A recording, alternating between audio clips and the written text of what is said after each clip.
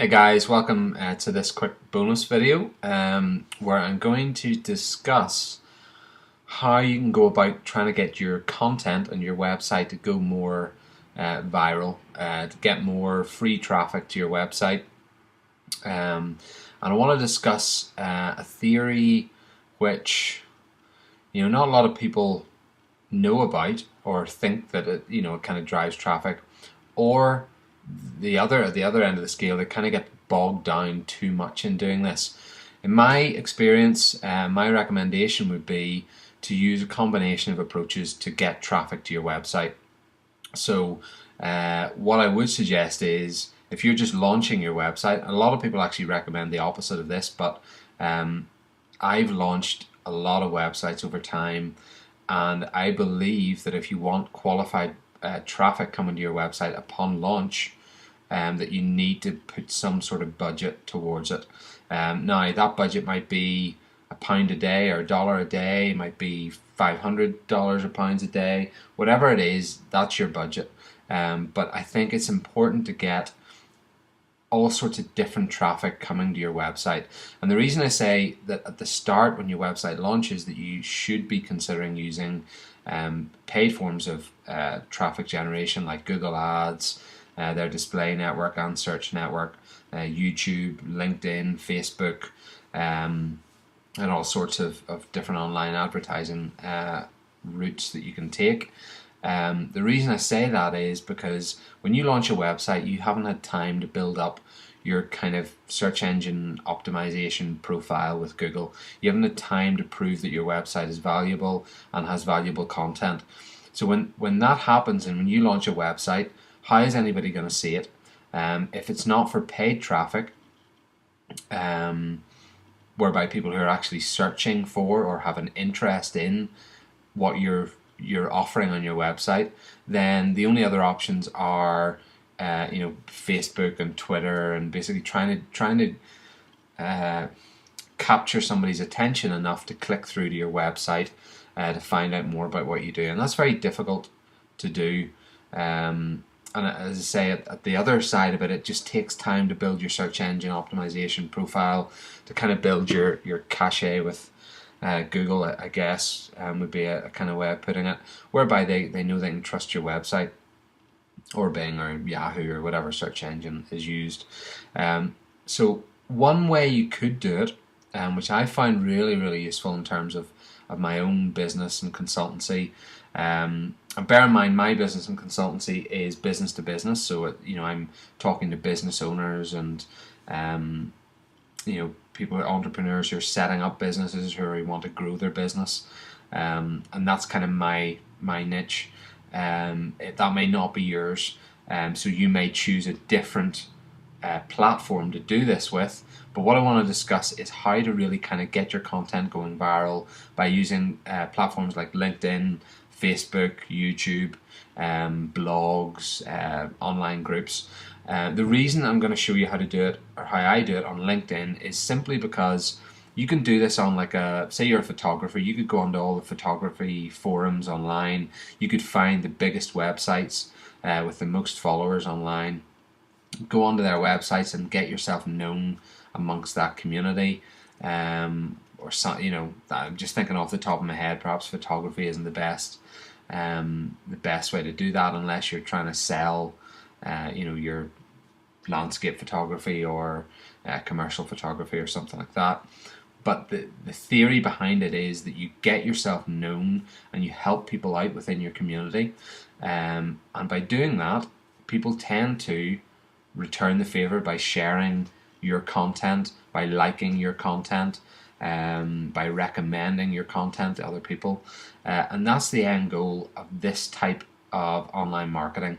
The reason, as I say, just to go back to that, the reason I'm going to use LinkedIn as an example is because my business is business to business, and because LinkedIn is a platform that affords business owners and entrepreneurs to create their own groups, and hundreds and thousands of different groups are on LinkedIn, and because LinkedIn has been able to cultivate user numbers into the hundreds of millions, it's a good place to go because the concentration of my particular target market is very, very high.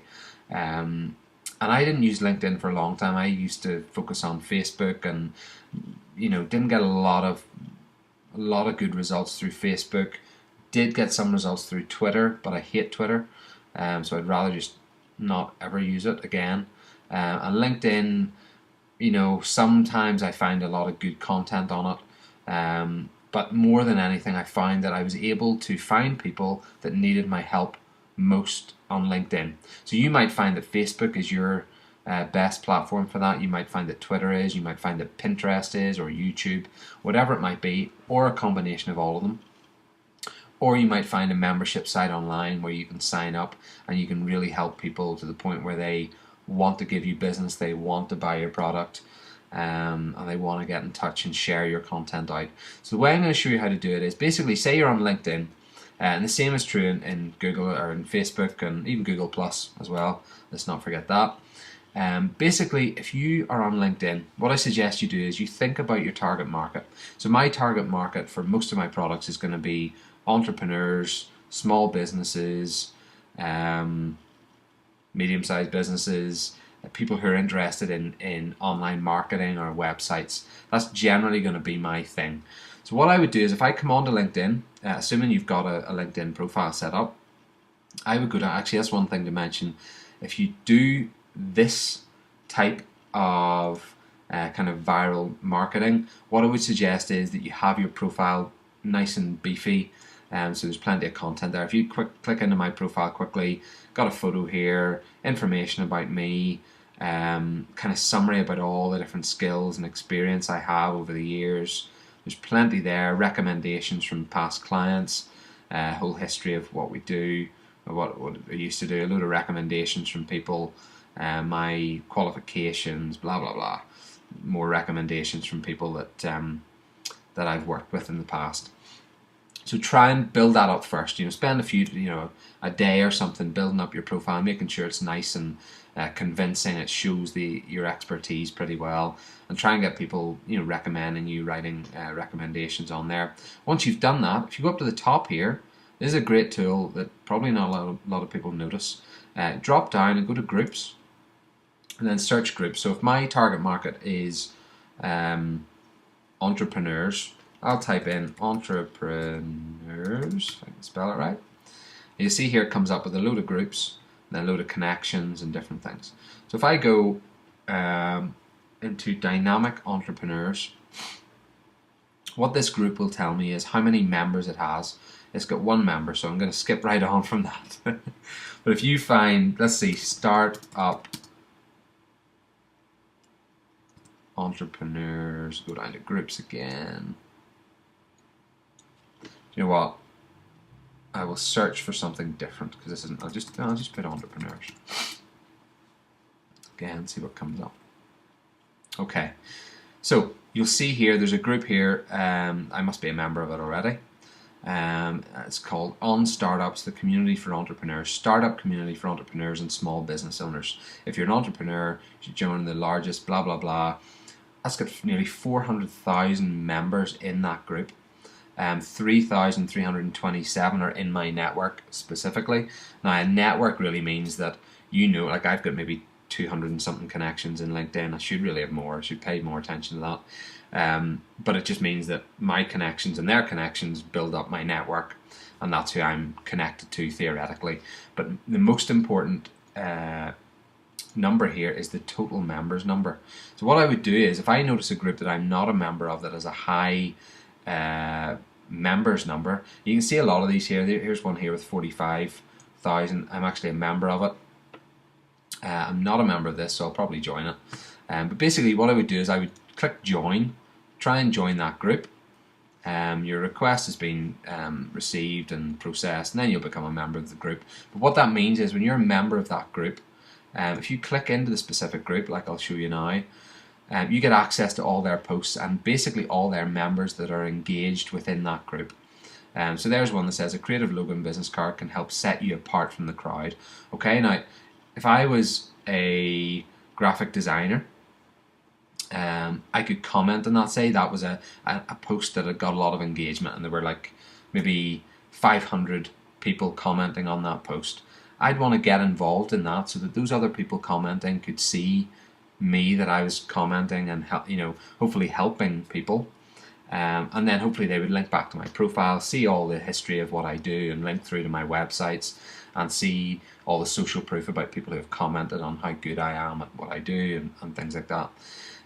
That's kind of the theory of it. What you do want to do, of course, is if you see a post like that perhaps you can help with, you can provide a valuable answer to. Say somebody comes on and says, I'm having real trouble with my website and it keeps crashing, and what should I do? That's the perfect type of post for me because I have experience of that. So I would go in and I would say, look, this could be down to a number of factors. Could be your hosting, could be that your website has been hacked, and therefore the load on your server is too great, and that could cause it to crash. Here's a few things you might want to do, X, Y, and Z. Let me know how you get on. If I can help in any way. If you have any questions, just let me know, kind of thing. Nice and laid back. Nothing. It's not the hard sell. It's nothing like that. Then hopefully that person or the people in that group would say, "Oh, it's good advice," or "Thanks for the advice, Alex." And you could leave it at that and hope that they link through to your stuff. But what you can do within groups like this, and what I find is within, perhaps not in a group as large as this with 400,000 members, but if you were to pick a group with 5, 10, 20,000 members and start to contribute quite regularly over even a week or so, what that group will do is it will show you as a prime contributor. I'm just going to find one that I'm maybe on. There's one I'm on now. I'm a top contributor in Entrepreneur in Training, and that's got 1,200 members, right? So not a huge amount of members, but enough, and it's part of my target market. And I'm now recognized as a top contributor in this group, which is big because if somebody comes onto this group, they'll see me sitting here and they can click through to my profile and then click through to my website. Now, once I've done that and I've kind of built a profile within one of these groups, which has, I would say pick a group with 500 to 1,000 plus members. Depends on the industry and the niche that you're in, whether there's going to be a lot of members or not.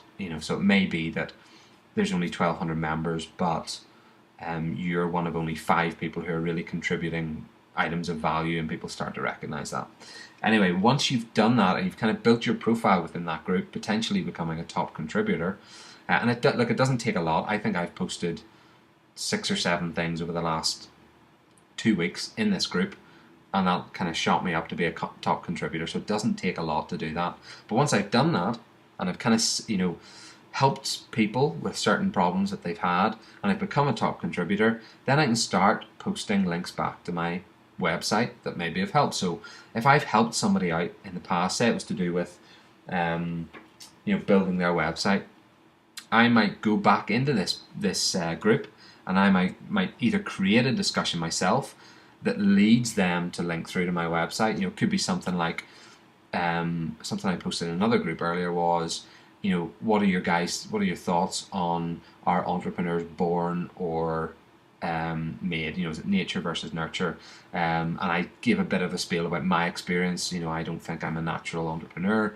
I think I kind of was forced into it in my early to mid 20s, and then I kind of had to go with it, and then I love it. I wouldn't go back from that, but that was my experience.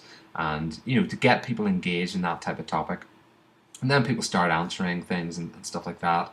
And then if people are having problems, like as an entrepreneur, or if they're having problems with their website, which is my kind of expertise, what I'll do is I'll throw in things like my website. So say I had a discussion going here, and I just threw in my entrepreneur's website, which does all sorts of training for entrepreneurs. I put in a link to that, thehuddle.biz. If I was posting, you'll see here it brings up sort of pictures of my website. I can click into these and edit these, like as in, say I was on an entrepreneur's forum like we are, I could write having problems or finding obstacles becoming a successful entrepreneur. and then I could I can tailor that. I can tailor this title. I don't know why it comes up as working. I think it's a bit of a glitch in LinkedIn. I could write in the entrepreneurs community training and support, or something like that, right? Now, when I post that, that link is automatically going to come up within this page, and me as a top contributor, I'm maybe going to get recognized a bit more. Maybe because I've helped people out in the past, they're going to recognize that I'm posting again, and then because I've built that trust by helping them, they're going to go, right, well, I'll click through here, and then they click through to your website, and then they get the sort of home of your presence on the web where you can really get to impress them. And that is really the goal, and a great way to get lots of kind of viral traffic coming to your website completely free. I mean, all it takes is you to sit down, show off a bit of your expertise and help some people, which is kind of the end goal of why you're in business. You want to help people and, help them with your expertise, help them overcome problems or obstacles, whatever they're facing. And that's what you do in this kind of social media setting, is you get involved in the conversation, you help people. Once you've built up your sort of credentials in a way, and also your trust within the group, then you can start to go, look, if you like that help I gave you before, why not come over to the website? We've got a blog over there, you can check it out. There's lots of content that is hopefully going to be of help to you. Feel free to subscribe to the blog, or read a few of the posts and stuff. If you like it, share it out. Or if you particularly have a product that you're promoting that you really want to get out there, then you can always have that front and center. So if I were to post, say I'd helped a load of people here, just like this, and I wanted them to come over to this website. Say they click on this website, then they come over to huddle.biz. Then it's a website that's specifically focused on presenting what the Huddle community is all about, why they should join, and it's got like a sales video here and all sorts of nice graphics, and it basically explains all that you're going to get as a member to the Huddle. And then hopefully people will basically use the call to actions to click through, join, and then hopefully I get more clients, and then I can build it up in that way. So that's really the theory of it, and it can be done through Facebook and Twitter. If you follow people and get involved in conversations and help people. But here's the thing, as I said at the start of the video, people can get carried away with this, where this is all they spend their time doing, and that's not what it should be. It should be, maybe you spend 30 minutes every 3 days doing it, or something like that, or it might be an hour, or it might be less, whatever it might be. You have to gauge it. But I would suggest you put a bit of effort into this, because it builds a lot of trust, and it's an easier way to get traffic to your website than just posting a link out there on Facebook and hoping people click it, because it's a more personal approach, because you're building the trust over time by helping people. People recognize that and recognize the value that you're offering, and then they just think, well, this guy knows what he's talking about, and he's helped me out with all this stuff. Let me go over to his website and let's see if he has any other stuff that I can either read about or buy. And that's kind of how it works. So look, hopefully that was of help. Let me know if you have any questions or queries in the comments box below, and give it a shot. Try out that kind of step-by-step process I've laid out, and give it a shot. And generally, whatever industry you're in, you'll be able to do this. If you just research the groups that have a certain amount of numbers and are relevant to your target market, go for those groups, join them, get involved in conversation, help people out, link back to your website, and they're more inclined to go there, and then you're more inclined to get traffic that is qualified to buy your products or services that you're selling from your website or from yourself, but you want them to contact you directly. So yeah, give it a shot. Let me know how you get on, and hopefully this was of help. See you next time.